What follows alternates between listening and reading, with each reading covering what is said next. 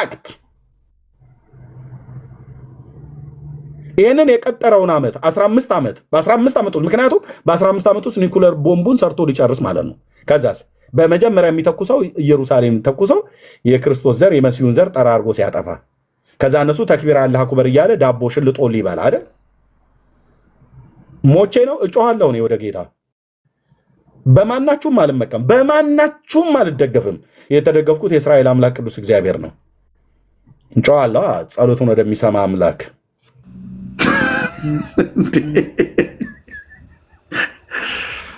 ማርያም አንድምታ ትርጓሜዋ ላይ ይመስለኛል የሆነ ቦታ ላይ ስለ አብርሃም የተናገረችው አለ።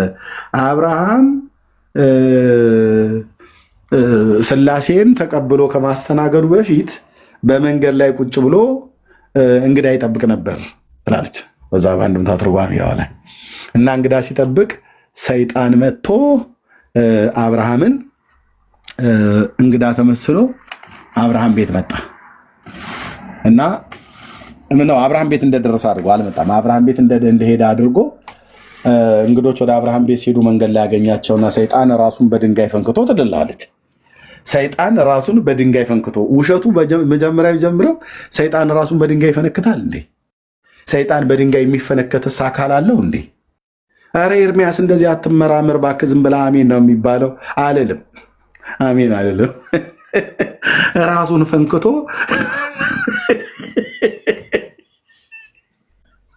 እና በመንገድ ዳር በዛ በመምሪያ አድባር ዛፍ አካባቢ አብርሃም በነበረበት በዛ በከነአን ምድር ሰይጣን ወደ አብርሃም ቤት እንግዶች ሲሄዱ መንገድ ላይ ጠብቆ ወደ አብርሃም ቤት እንዳይሄዱ እግዚአብሔርን የሚፈራ ነበረና በቃ የቡና ወሬ እኮ ይመስለው የቡና ወሬ ጨስ እያጨሱ ጨስ አድርገው ፈንዲሻ ምናምን ነገር ጫጭተው እናቶቻችን የሚሉት አለ ልክ እንደዛ።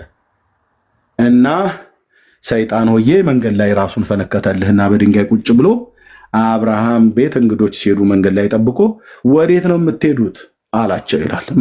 ሰይጣን እነማንን? እንግዶቹን። ወደ ደገኛ ወደ አብርሃም ቤት ነው የምንሄደው ብለው እነዛ እንግዶቹ ሲመልሱለት አረ ተጠንቀቁ፣ አብርሃም ያደግነቱ ዛሬ ጠፍቶ እኔን ያው እንግዳ ድሮ እንግዳ ተቀባይ ነው ብለው ሲሉ ሰምቼ እኔም ወደሱ ቤት ሲሄድ ተናዶ ግልፍ ብሎበት ይኸው ራሴን በድንጋይ ገምሶኝ ደብድቦ አባሮኝ ደሜ እየፈሰሰ ብሎ ያሳያቸዋል ደሙን ትልልሃለች ኦርቶዶክስ። ሰይጣን ደም አለው ወይ ብለህ ስጠይቅ እማልቦ ነገር ዘይሳኑ ለእግዚአብሔር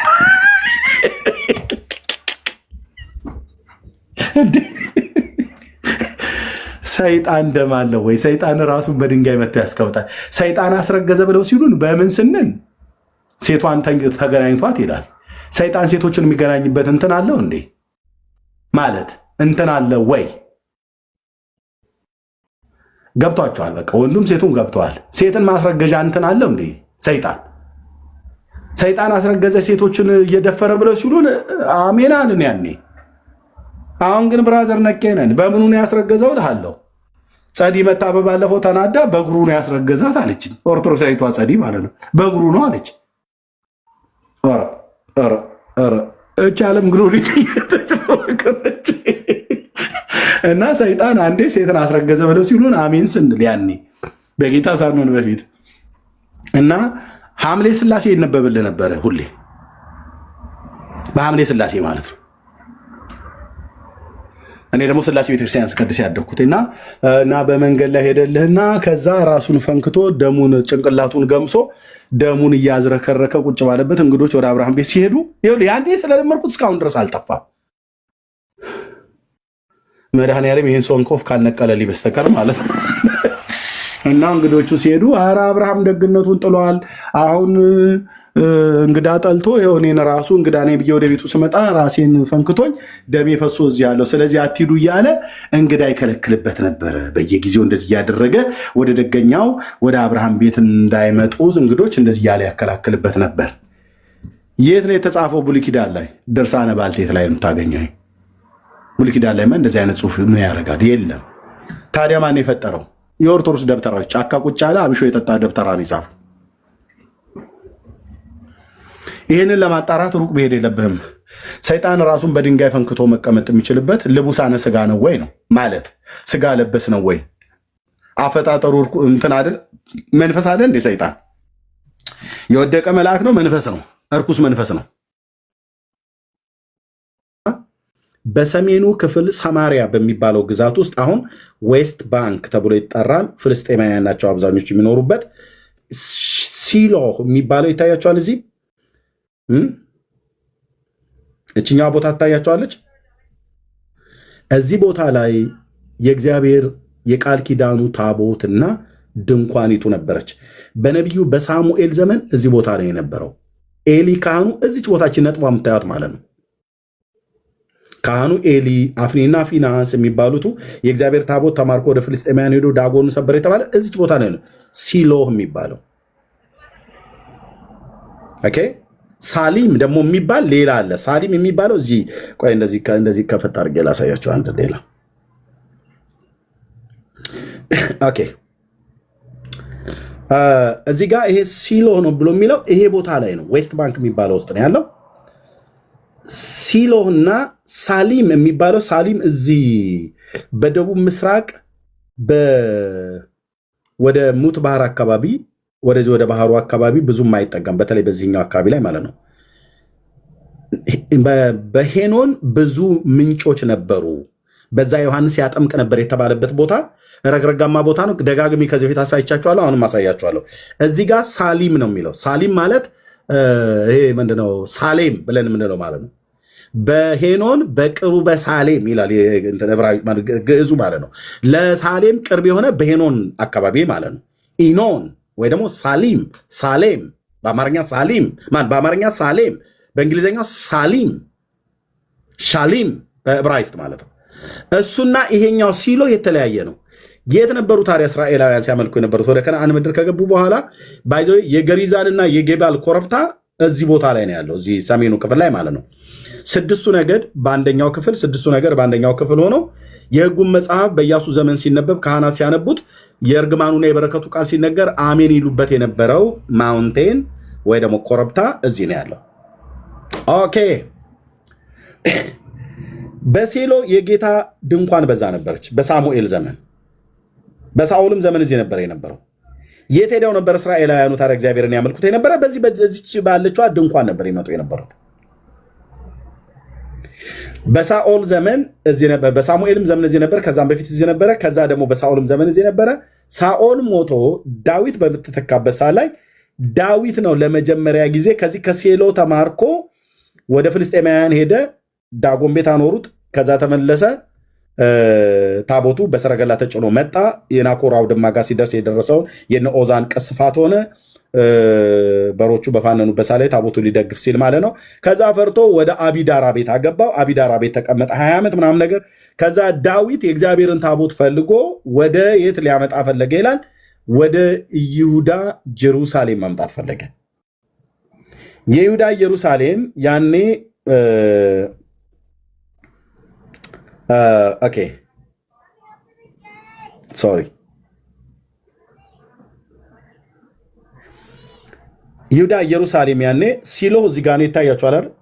አዎ ድንኳኗ እዚህ ጋር ነበር የነበረችው በሳሙኤል ዘመን። እስራኤል በዚያን ዘመን ከዳን እስከ ቤርሳቤ በሳሙኤል ዘመን ማለት ነው። ከዳን እስከ ቤርሳቤ እያንዳንዱ እስራኤላዊ ጌታን ለማምለክ ወደዚህ ወደ ሲሎ ይመጣ ነበር። ለምን? ድንኳኑ በዛ ስላለ። ድንኳኑ ባለበት የክብሩ ደመናም በዛ አለ፣ እግዚአብሔር በዛ አለ ማለት ነው። ድንኳኑ ባለበት ታቦቱ አለ፣ ታቦቱ ባለበት እግዚአብሔር በዛ አለ። ስለዚህ መታያ መልኩ የነበረት እዚህ ጋር ነው።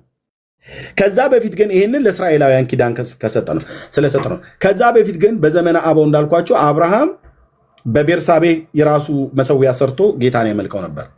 ኖህም ከመርከብ በወጣ ሰዓት ላይ ንጹህ ወፎችንና እንስሶችን ሁሉ መስዋዕት አድርጎ መሰዊያ ሰርቶ እንደዛ አምልኳል።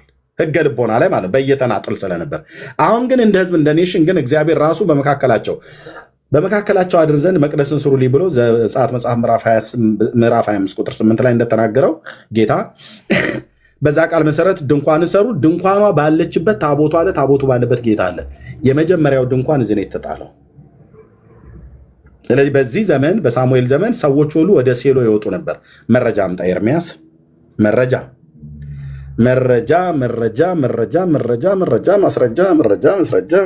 መጠየቅ ያለበት እንደዚህ ነው መጠየቅ ያለበት። በተራራማው በኤፍሬም ሀገር ከአርማቴ መሴፋ የሆነ ስሙ ሕልቃና የተባለ ኤፍሬማዊ ሰው ነበር። እርሱም የኢያኤሪም ልጅና ለኢዩ ልጅ ለቶሃ ልጅ የናሲብ ልጅ ነበር። 2 ሚስቶችም ነበሩት። የአንዱ ስም ሐና የሁለተኛይቱ ስም ፍናና ነበር። ለፍናናም ልጆች ነበሯት፣ ለሐና ግን ልጅ አልነበራትም። ያ ሰው የሐና ባል የሳሙኤል አባት ያ ሰው በሴሎ ይሰግድ ዘንድ አየው በሴሎ እዚህ ይሰግድ ዘንድ ለምደው በዚህ የሚሰግደው የእግዚአብሔር ቃል ኪዳኑ ታቦት በዚህ ነው ያለው። ድንኳኗ በዚህ ነው ያለችው። እስራኤል በሙሉ እዚህ መጥቶ ነበር ጌታን የሚያመልክ የነበረው ይሰግድ የነበረው። መስዋዕትም ሲያቀርቡ ስለትም ሲሳሉ ምንም ሲሉ በዓመት 3 ጊዜም ሲታዩ እዚህ ነበር። ምክንያቱም እዚህ ድንኳኗ ነበረች። በሳሙኤል በነ ኤሊ ዘመን ሳሙኤል እዚች ቦታ ውስጥ ነው። በዚች ቦታ ላይ ሆኖ ነው ባሪያ ይሰማልና ተናገር እያለ በተኮላተፈ በማሙሻ አንደበት እግዚአብሔርን ያወራው። ኦኬ እና በሴሎ ይሰግድ ዘንድ ለሰራዊት ጌታ ለእግዚአብሔር ይሰዋ ዘንድ ከከተማው በየዓመቱ ይወጣ ነበር። የሰው ልማድ እንደዚህ ነበር ማለት ነው። የእግዚአብሔርም ካህናት 2ቱ የኤሊ ልጆች አፍኒና ፊናንስም በዛ ነበሩ ይላል። ስለዚህ በዚህ ዘመን ሰው ሁሉ ወደ ኢየሩሳሌም አይወጣም ነበር። ኢየሩሳሌም ምንም አልነበረም በሳሙኤል ዘመን። ኢየሩሳሌም ያኔ በኢያቡሳውያን ተይዛለች። በሴሎ የእስራኤል ሕዝብ ለእግዚአብሔር ሲሰግዱ በሳሙኤል ዘመን ኢየሩሳሌም የዚህ ነው ያለችው። ለነገደ ብንያም በተሰጠ ርስት ውስጥ ነው ያለችው። ኢየሩሳሌም ትታያቸዋለች አይደል? አዎ።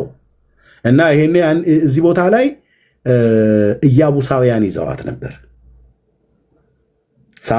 በሳሙኤል ዘመን እዚህ አሕዛብ የሆኑ ኢያቡሳውያን አንካሶች ሁሉ ሰዎች ነበሩ። በጣም አደገኛ የሆኑ ቀስተኞች የሆኑ ሰዎች ነበሩ።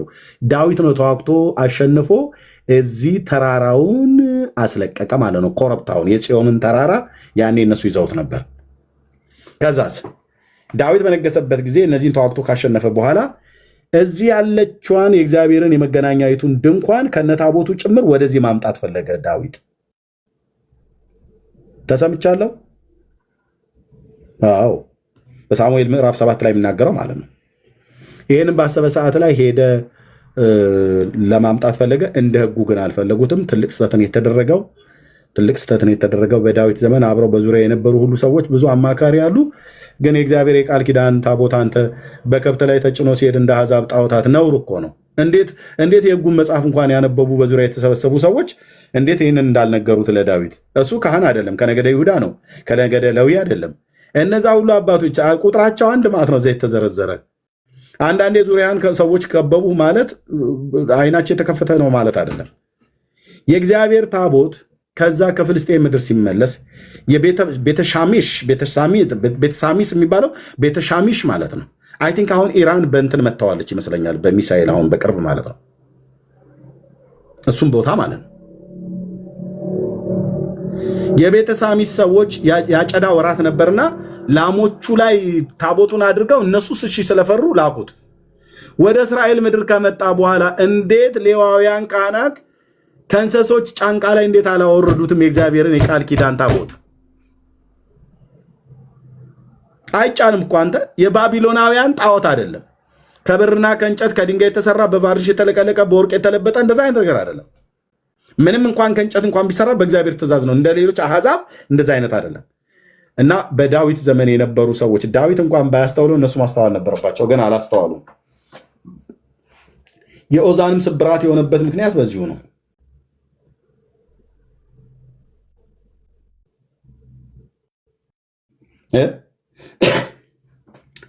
እንስሳ ላይ ጭነውት እነሱ ላኩ። አሕዛብ ስለሆኑ አሕዛብ አማልክቶቻቸውን በእንስሳ የመጫን ልማድ ስለነበራቸው እነሱ በላም ልከው በላም አስረው በላም ላይ ጭነው ላኩ።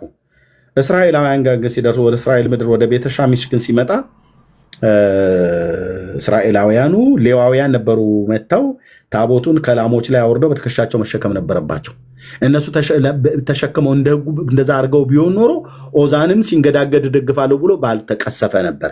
አንዳንድ ጊዜ እነዚህ አመራር ላይ የተቀመጡት ያኔም አሁንም አድምቼንም ነግርህ ያኔም አሁንም አመራር ስለሆኑ ብቻ ነገሩን ሁሉ ያውቃሉ ማለት አይደለም። በስራቸው ጠቢባን የሆኑ እግዚአብሔርን ቃል የሚያውቁ ጌታን ሲፈልጉ እንደ ሕጉ እንደ ስርዓቱ እንደ ቃሉ መፈለግ አለበት። 4 ነጥብ። ብዙዎቹ ማለት ነው ያኔም ቀሚስ ለብሰው ዳዊትንም ቀሚሱን ለብሰው እሱ እንኳን ፖለቲከኛ ነው፣ ምንም የሚያውቀው ነገር የለም። ጌታን ያውቃል። አዎ ከልጅነት ጀምሮ ነው የሚያውቀው፣ ምንም ጥርጥር የለውም። ግን አደራረጉ በቤተ መቅደስ ውስጥ ያለውን ብዙም እውቀቱ የለውም። ባይኖረው አይገርመኝም። አንደኛ ከነገደ ይሁዳ ነው፣ ከነገደ ሌዊ አይደለም። የቤተ መቅደሱን ስርዓት አያውቀውም። ካወቀውም ከውጭ ነው የሚያውቀው። የሕጉን መጽሐፍም ገናም አላነበብም። ሕግህን ግን ባሪያህ ግን ሕግህን ይፈልገው ነበር ብሏል። በኋላ ማለት ነው። አብረው ግን የነበሩ ሰዎች እኔ እንዴት እንደሚያናድደኝ አንዳንዴ አብረው ስንት ከፓስተሮቹ ጋር አንድ ሰው ተቀምጦ ፓስተሩ ሲያጠፋ አብረው ያጠፉ ሰዎች፣ በኋላ ግን የፓስተሩ እኮ ጥፋት ነው ይላል። ያንተም ጥፋት ነው። አንተ አብረህ ቁጭ ብለህ ከፓስተሩ ጋር እኮ ቤተክርስቲያን ስትመራ ነበር። እሱ ሲያጠፋ ይሄ ነገር እንደ እግዚአብሔር ቃል ትክክል አይደለም ብለህ አትለውም እንዴ? እንደዛ ብለህ ካልከው አንዳንድ ፓስተሮች ስለሚቃወሙህ ከሽምግልና ያባሩሃል። ጽድቅን ተናግረህ ተባረር እንጂ እኔ እሱንም እንደዚህ ብያለሁ እሷንም እንደዛ ብያላት ሙሉ የለ። ስለዚህ አንተ እኮ አትበቃም ማለት ነው። አንተ ለአመራርነት አትበቃም፣ ለክቡር ዘበኛነት ነው ቁመትህ የሚመቸው። እሱ ሄደ የቻይና ጅንስ ለብሰህ ጥበቃ ስራ ነው መወዳደር ያለብህ።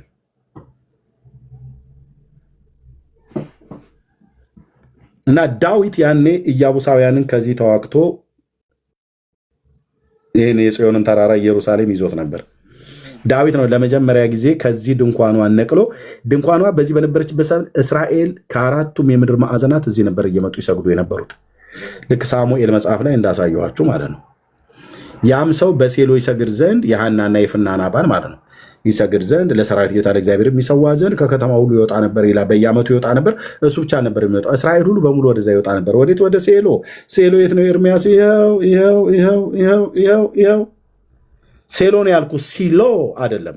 ሳሊም ብሎ የሚለው እዚህ ደቡቡ ክፍል ላይ አለ፣ እዚህ ሙት ባህር አካባቢ። ሳሊም ማለት ሄኖን በዮሐንስ ወንጌል መጽሐፍ ምዕራፍ 4 ላይ ብዙ ውሃ በዛ ነበረ እና ዮሐንስም በዛ ያጠምቅ ነበር የተባለው ሲሎ የሚለው እዚህ አለ። ሴሎ ይሄ ደግሞ የተለየ ነው። ለምሳሌ እችን አሁን ስፔሏን ይዋት። ቆይ ሄድኝማ እንዴት ነው አንተዬ? አንዳንዴ እንደ ጂኦግራፊ አስተማሪ ይቃጣኛል፣ አንዳንዴ ሳጅን ያደርገኛል። ኦኬ ሳሊም፣ ያው ሳሊም ኢዝራኤል ብላችሁ ታይፕ ስታደርጉ እንደዚህ ይመጣላል። ኦኬ ይታያል። ሳሊም ኢኖን የሚለው ሄኖን ብዙ ውሃ የነበረበት ዮሐንስ ያጠምቅበት የነበረው ቦታ ይሄ ቦታ ማለት ነው። ያው ኢኖን ኒር ሳሊም ይላል። ለሳሊም ቅርብ የነበረ ኢኖን የሚባለው ቦታ ላይ ይኸው ረግረጋማ ነው፣ ጽጌረዳ ምናምን ነገር የተናለ ነገር እስራኤል የምታመርትበት ማለት ነው። ይሄ ቅድም ካሳየዋችሁ በስፔሊንግም አይገናኝም። SALIM ሳሊም። ኢኖን የሚባለው ሄኖን ተብሎ የተባለው ማለት ነው። ጊሆን ብሎ የሚለው አይደለም ነው። ኢኖን የተባለው ይሄ በደቡብ ምስራቅ አካባቢ ላይ ያለ ቦታ ነው። ዮሐንስ እዚህ አካባቢ ነበር ያጠምቅ የነበረው። ብዙ ውሃ ብዙ ምንጮች አሉ። ልክ ነው፣ አሁንም አለ። ይኸው ለዚህ ነው ረግራጋማ ቦታውንም ታዩ። በይህን ደጋግ የሚያሳይቻችኋለሁ። ከፈለጋችሁ ገቡና ይሁ። እኔ አንዳንድ ወንድሞች እናቶች ወሬ ዝም ብላችሁ እየዞራችሁ ከማውራት ከማየት የማይጠቅምህን ነገር ከማየት ቢብሊካል ጂኦግራፊ እስራኤልን፣ ደቡቡን፣ ምስራቁን፣ ምዕራቡን አጥና። ለምን? ይህን የእግዚአብሔርን ቃል ስታነብ በሙሉ ይሄ የምነግርህ ነገር ሁሉ እዛ ላይ አለ። ስለምትናገረው ነገር እርግጡን ታውቃለህ ማለት ነው። ፋኖ፣ ጋኖ፣ ሸኔ፣ ወያኔ ምናም ነገር እያልክ አበሳን ከምጠብስ መንፈሳዊ ሰው ነህ። ኦኬ፣ ስለ ሀገራችን ይመለከተናል። አዎ፣ ግን የእግዚአብሔርን ቃል አጥኑ ወንድሞች እናቶች። ይሄኛው ሳሊም SALIM ነው። ይሄኛው ቅድም ያሳየኋችሁ SHILOH ነው። ሺሎ ሴሎ ማለት ነው። በአማርኛቸው ሴሎ ተብሎ የተባለበት ሳሙኤል የነበረው እዚህ ነው። እስራኤል ሁሉ በዚያን ዘመን ከግብፅ ምድር ከወጡ በኋላ በመጀመሪያ ድንኳኒቱ የተተከለችው በዚህ ነች። እግዚአብሔር ተቆጣና እጠርገዋለሁ፣ በሴሎ እንዳደረግኩት እንደዚሁም በእናንተ አደርጋለሁ ብሎ አላቸው። እግዚአብሔር በቁጣ ነው ይህም እዚህ አካባቢ የነበረው ነው የገለበጠው። ኤሊን ከወንበሩ ላይ አንስቶ በአናቱ ደፍቶ ቀጭቶት አንገቱን ገሎት ማለት ነው። ኤሊ ልጆቹንም አፍኒና ፊናንስ በአንድ ቀን እንዲሞቱ አድርጎ ኢካቦድ ሆነ፣ ክብር ከእስራኤል ለቀቀ ብላ ያለችው ከዚህ ቦታ ላይ ነው። እና ጌታ እንደውም ይናገራል በትንቢተ ኤርምያስ መጽሐፍ ምዕራፍ 7 ወይ ምዕራፍ 12 ላይ በሴሎ እንዳደረግኩት ልታውቁ ይወዳል ብሎ ማስጠንቀቂያ ሲሰጥ ነበር። ያባዬ እግዚአብሔር መንፈስ ለዘላለም ስም ይባረክ። የኔ ጌታ ቁጥር 12 ላይ ይመስለኛል ምዕራፍ 7 ቁጥር 12 አዎ የጌታ የመንፈስ ምዕራፍ 7 ቁጥር 12 በነቢዩ በኤርምያስ ምን አለ? ይህ ስሜ በተጠራበት ቤት በዓይናችሁ ፊት የሌቦት ዋሻ ሆኗልን? እነሆ አይቻለሁ ይላል እግዚአብሔር አላቸው። ከዛስ ወደ ቀድሞ ዘመን ስሜን ወደ አሳደርኩበት በሴሎ አሁን ስለማወራችሁ ሺሎ የሚለው ማለት ነው። ኖት ሳሊም እና ሺሎ እንዳይምታታባችሁ። አንዳንድ ሰባኪዎች እንደዚህ እያሉ ሲሰብኩ ስለሰማው ብራዘር ጂኦግራፊውንም ጭምር አጥና። ሳሊም እና ሺሎ፣ ሴሎና ሳሊም አንድ አይደሉም። ሳሊም ደቡብ ምስራቅ ላይ ነው። ሺሎ ግን የአሁኑ ዌስት ባንክ የቀድሞ ሰማሪያ ውስጥ ነው ያለው። እና ጌታ ምን እንደሚል ታውቃላችሁ? ነገር ግን በቀድሞ ዘመን ስሜን ወደ አሳደርኩበት በሴሎ ወደነበረው ስፍራዬ ሂዱ፣ ከሕዝቤ ከእስራኤል ክፋት የተነሳ ያደረግኩትን ይላል። አይተናል፣ ጌታዬ አይተናል። የሕዝቡ የእስራኤል ክፋት ምን ነበር? በዘመኑ የነበሩ ጎበዛዝት ኃጢአታቸው የበዛ ነበር።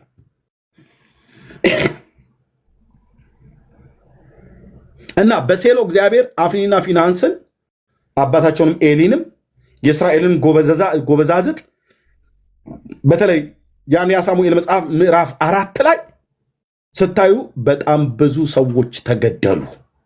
እዚህ ከእስራኤል ክፋት የተነሳ የተሰራ በደልና ኃጢአት ምንድን ነው ያልኩት? በአንደኛ ሳሙኤል መጽሐፍ ምዕራፍ 4 ቴንኪዩ የኔ ጌታ። አንተ ብቻ አትለየኝ አባዬ፣ አንተ ብቻ አትለየኝ። እኔ አይመለከተኝም። እንትና መጣ ሄደ። እስራኤልም ከፍልስጤማውያን ጋር ሊዋጉ በአቤኔዘር አጠገብ ሰፈሩ፣ ፍልስጤማውያንም በአፌቅ። ፍልስጤማውያንም በእስራኤል ላይ ተሰለፉ። ሰልፉን በተመደበበት ቀን እስራኤል በፍልስጤማውያን ፊት ተመቱ። ይኸው የወደቁበት አወዳደቅ ተመቱ። ጦርነቱ በተደረገበት ስፍራ ከእስራኤል 4000 የሚያሉ ሰዎች ተገደሉ።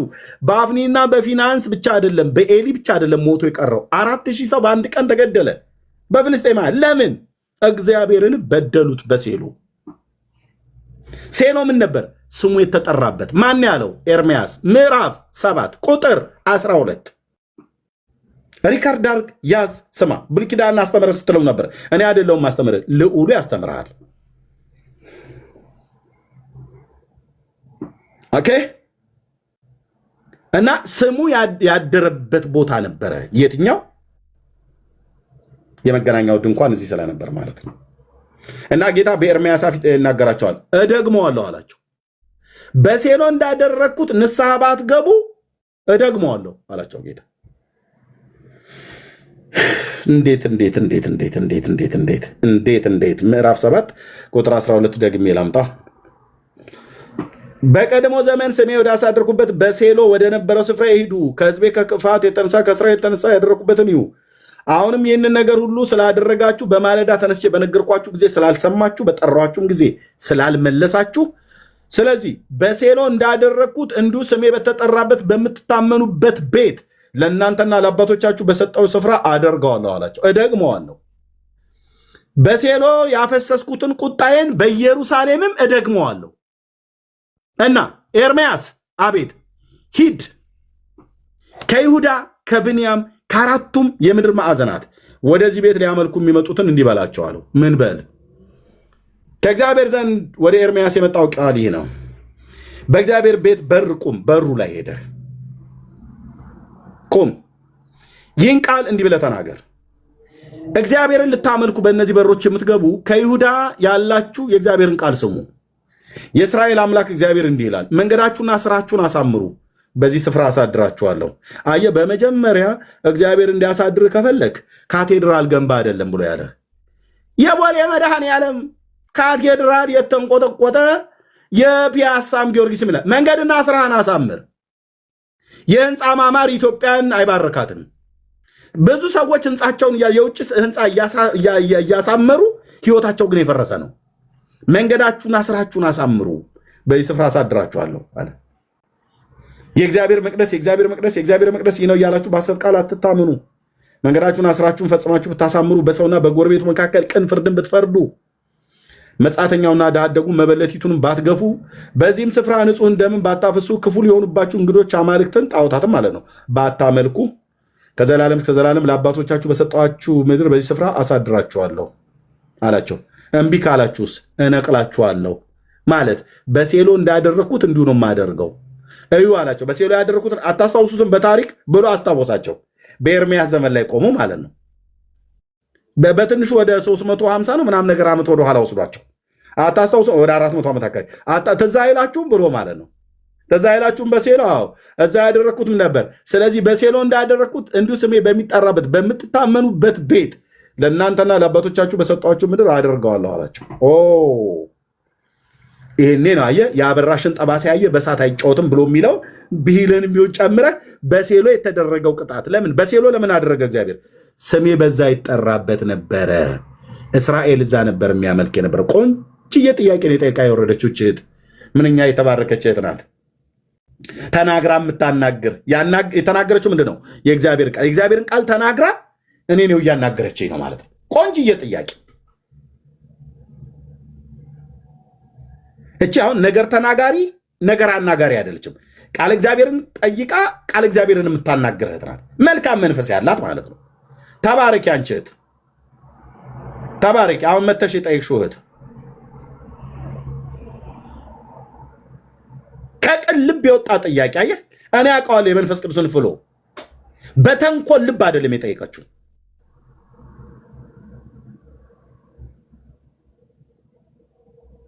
ዘር ትውልድሽ ይባረክ። በእውነት የአባቶች አምላክ ይህንን የቃሉን ደጅ ለእኔ እንደከፈተልኝ ለአንቺም እንደዚሁ ከዚህም በላይ ይክፈትልሽ።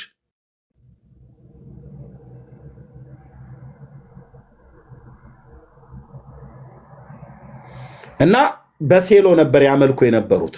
ሴሎ ደግሞ ያው ቦታ ያልኳችሁ ይሄ ማለት ነው። ከዛ ዳዊት ወደ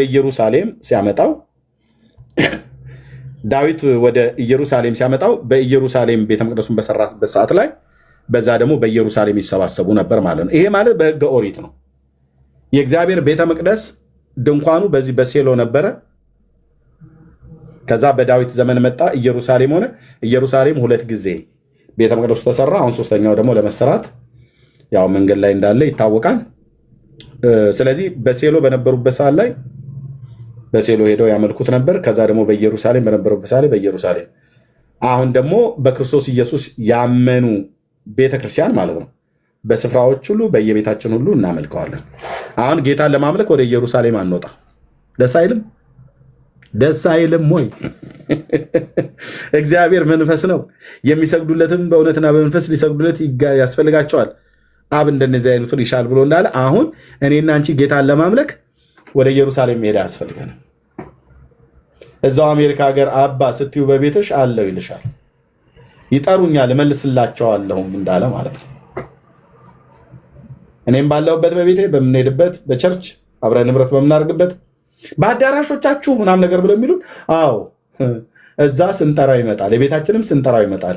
በመከራ ጊዜ ጥራኝ እመልስልሃለሁ ያለ መኪና እየነዳሁት ይመጣል ጌታዬ። በእውነት እኮ ነው ብዬ አለ። ደግሞ ከሩቅ እኮ አይደለም የሚመጣው፣ እኔ ውስጥ ነው ያለው። ሩቅ አይደለም ያለሁበት አለ እስከ ምድር ጫፍ ብሄድ ቀድመህ ትገኛለህ። ፍጥረት ባንተ አብሮ የለህም ብትባል ምስክር አልሻም፣ ስራህ ይናገራል። አጠገቤ ነህ ጌታ አጠገቤ፣ ዘልቀህ ገብተሃል ከውስጥ ከልቤ። ይታወቀኛል ሁሌ አብሮነትህ፣ ሰላም ተሰማኝ በመገኘትህ። መቅዲ ጌታን ለማምለክ ከሳውዲ አረቢያ ወጥታ ኢየሩሳሌም ሄዳ አይጠብቅበትም። አሁን የሽዋ አሜሪካ ዳልቻ ቃሉ ከአሜሪካ ተነስታ ኢየሩሳሌም መከተም የለባትም። አሁን ጌታን ለማምለክ ያኔ በሴሎ ይሰባሰቡ እንደነበረ፣ ያኔ በኢየሩሳሌም ይሰባሰቡ እንደነበረ፣ አሁን ግን እግዚአብሔር እዛው ሰዎቹ በስሜ የሚሰባሰቡት ጋር እኔ በመካከላቸው እገኛለሁ አለ። ያድናል ኢየሱስ።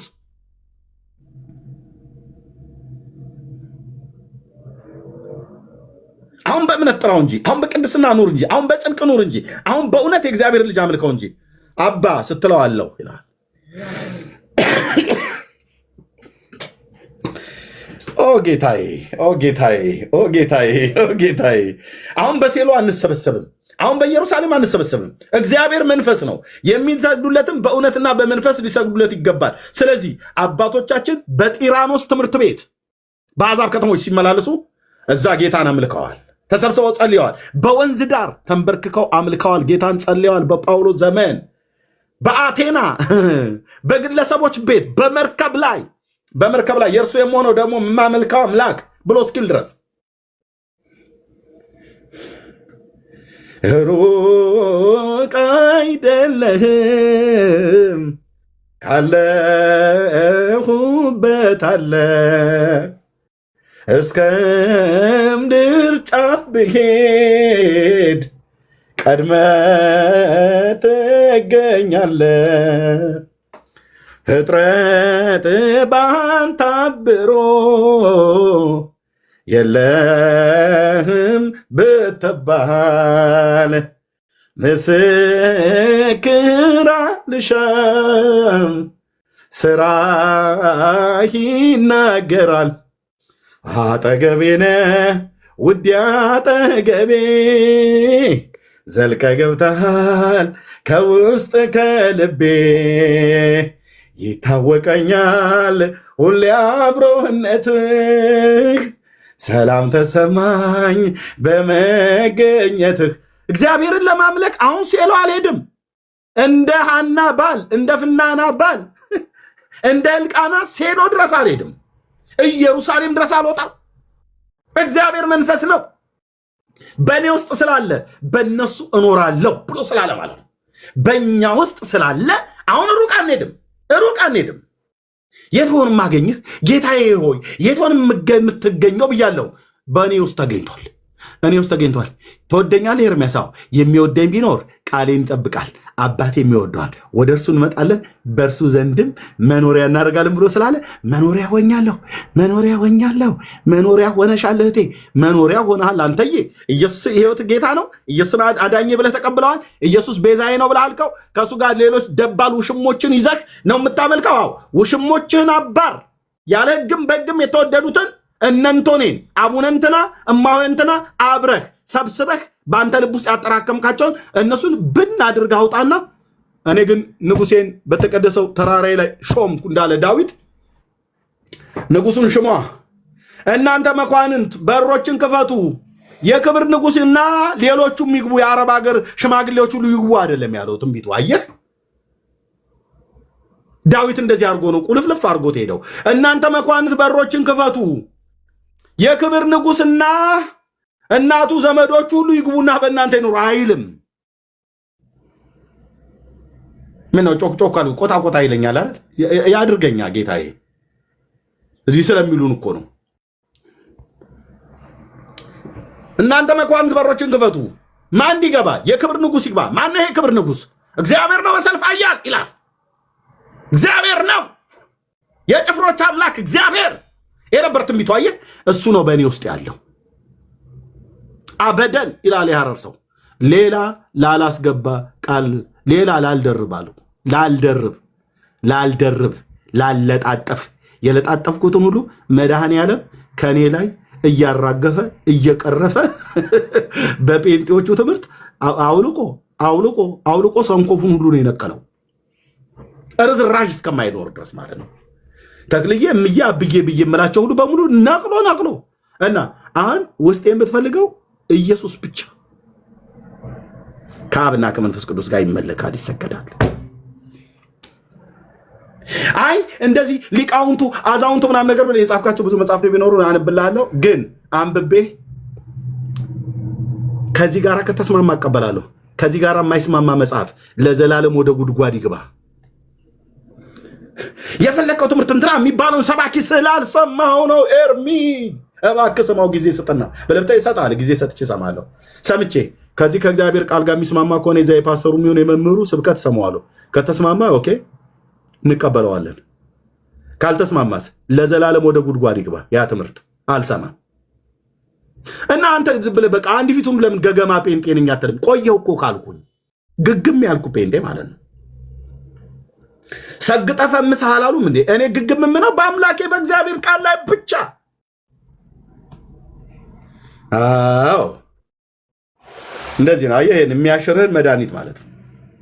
ምንም በለኝ ብሏል ወይ ነብይ የምልህ? አይ እሱ አላለም። እሱን ተው። አባቶች ምናምን አባቶችን ሄደህ እዛ ፈልግ። የአባቴ አድባራው ጋር ብለህ የምትለው ማለት ነው። እኔ አባቶቼ ብዬ ስል ከነ ማቴዎስ ነው የምጀምረው። አባቶች ብለህ መታ 4ኛው መቶ ክፍለ ዘመን ላይ ቅዱስ ዮሐንስ አፈወርቅ እንዲህ ብሎ ምን አልከኝ? አፈወርቅም ይሁን ብር ወርቅ መጨረሻ ላይ የመጣ ነው። የአፈወርቅም ንግግር የሚመዘነው በዚህ ነው። ሲጀምር እኮ አፈወርቅ ሆነ ተብሎ የተባለው የሴቶችን ምንድነው ዳቡዬ ስሞ ነው እኮ። ኧረ ተው አታናግሩኝ፣ በመድኃኒዓለም አታናግሩኝ። ከይሲማ ነገር አታናግሩኝ። የሴት እንትን ስሞ ነው አፈወርቅ ተብሎ የተባለው። አሁን ገና በሱ ላይ ጭቅጭቅ ክርክር አለ እና እሱን ሰው እንደ ዋና አድርገህ አትጠራውም። እዚህ መተህ ዋናዎቹ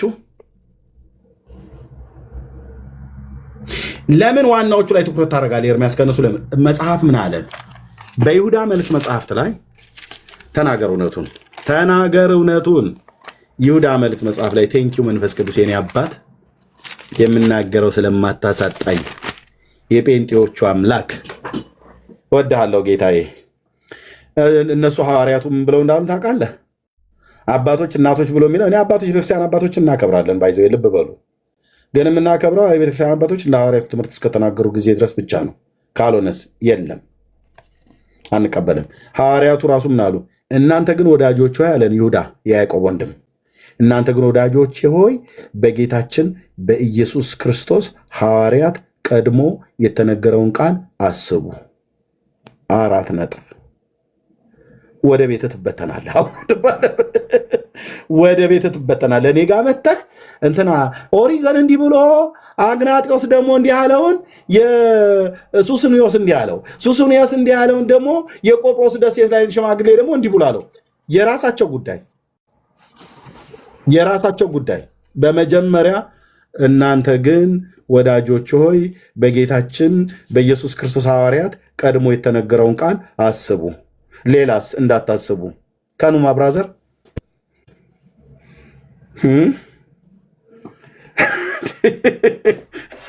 በቃ የለየልኝ ገገማ ጴንጤ ነኝ። ምን ላይ ነው የገገምከው ብለህ ካልከኝ የእግዚአብሔር ቃል ላይ በቃ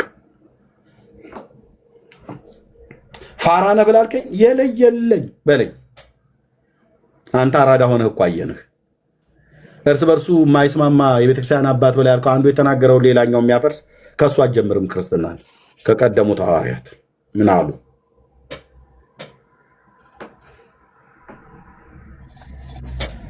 ስለዚህ መጽሐፍ ቅዱሳችን እስራኤል ኪዳን ስለተሰጠው በሴሎ ጌታን ያመልኩ ነበር፣ በሳሙኤል ዘመን፣ በኤሊ ዘመን፣ በኋላ ደግሞ በኢየሩሳሌም። ከዛስ በኋላ አሁን ሰው የት ሄዶ ነው ጌታን ማምለክ ያለበት? በቤትሽም ሄደሽ ማምለክ ትቻለሽ። በቤትሽም ምን መሄድ አይጠብቅሽም። በቤትሽም ማምለክ ትቻለሽ። መኪና እየነዳሽ ማምለክ ትቻለሽ። በቅዱሳን ህብረት በቤተክርስቲያን እናመልካለን። ቸርች አለ ህብረት የምናደርግበት። ህብረት ይኑራችሁ። ልብ በሉ። ተነሱና ቸርች ሂዱ። መሄድ እየቻላችሁ አትቅሩ። ወንድሞች ናቶች፣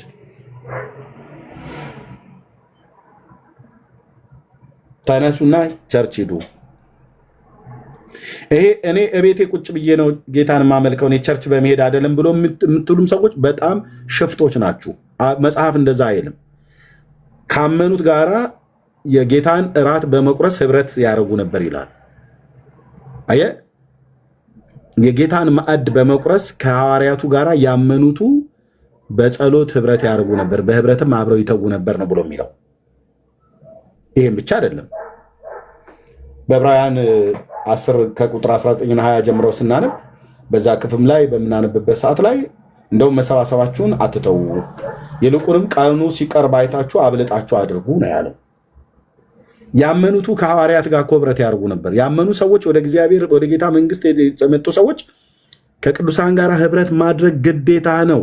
አንቺ ጴንጤው የሆንሽው እህቴ ቤት ቆልፋችሁ የተቀመጣችሁ ቸርች መሄድ አይደለም ክርስትና ብላችሁ ምትሉ ሂዱ ቸርች። ወንድሞችና እህቶች ቸርች ሂዱ፣ ቃል እግዚአብሔር ስሙ፣ ከቅዱሳን ጋር ህብረት አድርጉ፣ በተቀደሰ አሳሳም ሰላምታ ተሰጣጡ፣ እርስ በርስ ተያዩ ብሎናል። ሰፈር ላይ ቁጭ ብለሽ መንደር ላይ ቀርተ ቸርች በመሄድ እንትና ቸርች በመሄድ ብዙ ሰዎች ዛሬ ከቸርች ቀርተዋል። ምክንያቱም ነገሩ አመላቸው ሙሻ ነው የሰዎቹ ማለት ነው። እዚህም ብትኖሩ ጉዳያችሁ ነው። ቀጥታ ነው የምነግርህ። የአንተ አመል እኮ ነው እዛ ላይ አላስቀምጥ ብሎ ያለ የፓስተሩ እንትና የእንትና አመሏ ችለህ ተቀመጥ። ያንን ህብረት እግዚአብሔር ነው የመሰረተው። ህብረትን ያጣጥላሉ። የቤተክርስቲያን ህብረት፣ የቅዱሳን ህብረትን ምን ህብረት ምን ቸርች ይባላል። እኔ ቸርች በመሄድ ነው እንደ ህብረት አምልኮ ይላሉ። ተነሱና ሄዱ ወደ ቸርች ወንድሞች እናቶች። ያመኑትንም ጌታ በእነሱ ላይ ሲጨምር እነሱም በጸሎትና እንጀራን በመቁረስ አብረው ይተጉ ነበር ነው ያለው።